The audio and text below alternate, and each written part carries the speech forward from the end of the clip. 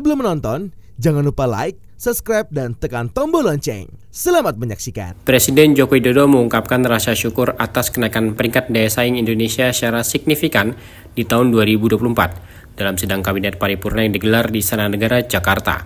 Presiden menyampaikan bahwa saat ini peringkat daya saing Indonesia berada di peringkat 27. Presiden Jokowi menambahkan kenaikan peringkat daya saing tersebut dinilai mulai dari sistem pemerintahan, dunia usaha, hingga ekonomi nasional.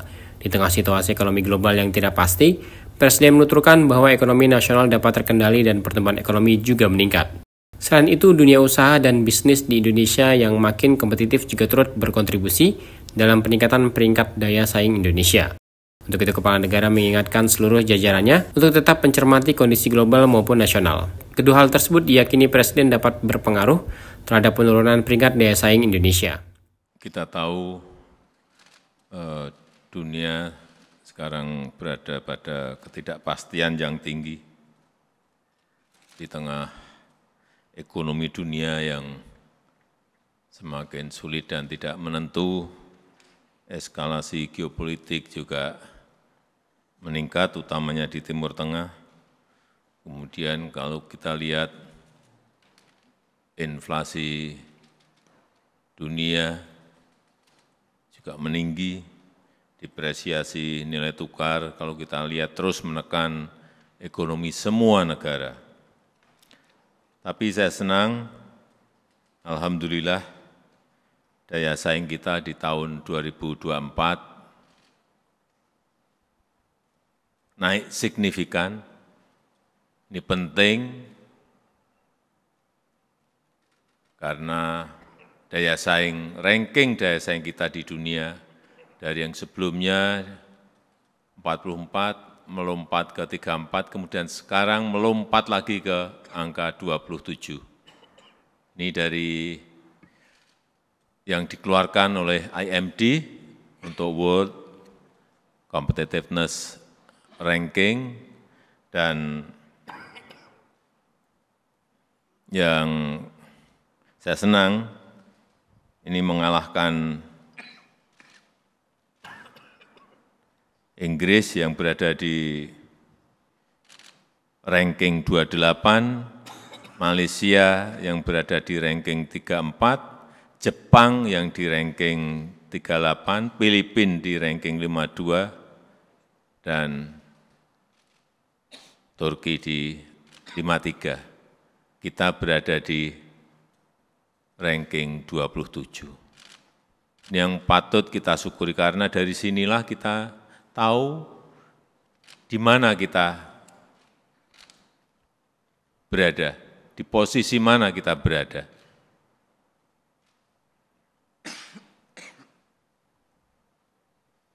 Karena dalam kondisi yang seperti awal tadi saya sampaikan, tidak mudah memperbaiki ranking dalam kondisi dunia yang tidak menentu seperti sekarang ini.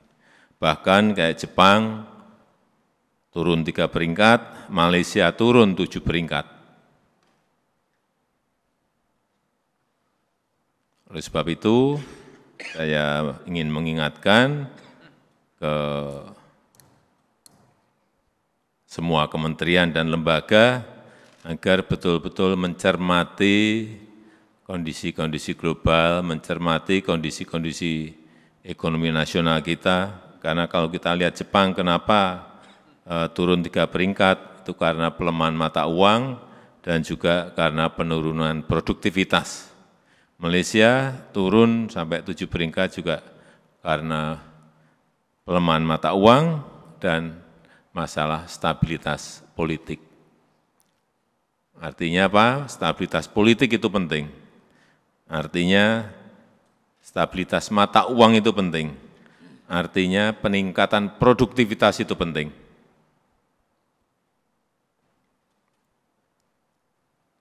Dan yang dinilai dari kita, kenaikan utama daya saing Indonesia itu karena kepemerintahan, karena dunia usaha, dan karena ekonomi kita.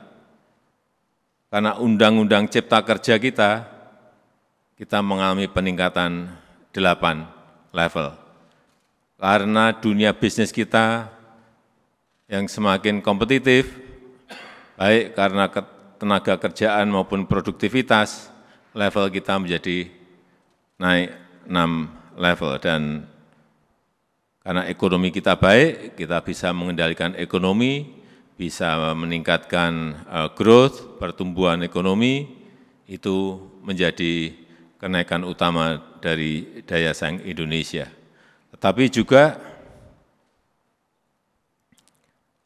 di sisi efisiensi bisnis, kita melihat ketersediaan tenaga kerja dengan jumlah dan skill yang memadai, ini menyebabkan kita di level kedua.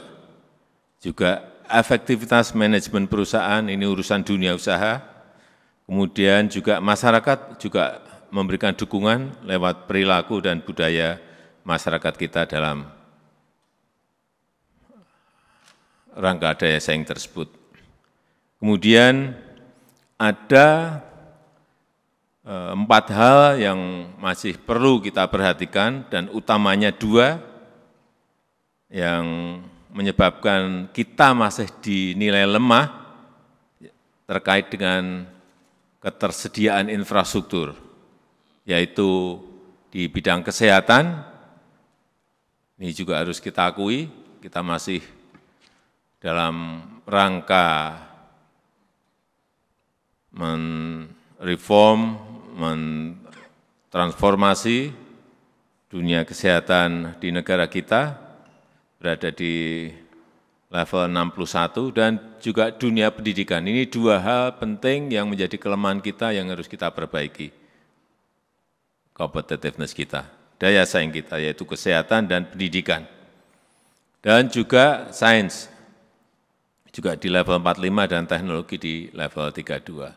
Ini yang harus menjadi perhatian kita semuanya, agar competitiveness ranking kita setiap tahunnya bisa terus kita perbaiki. Saya kira 2 hal, menurut saya kesehatan dan pendidikan yang harus menjadi fokus utamanya tentu saja pemerintah ke depan.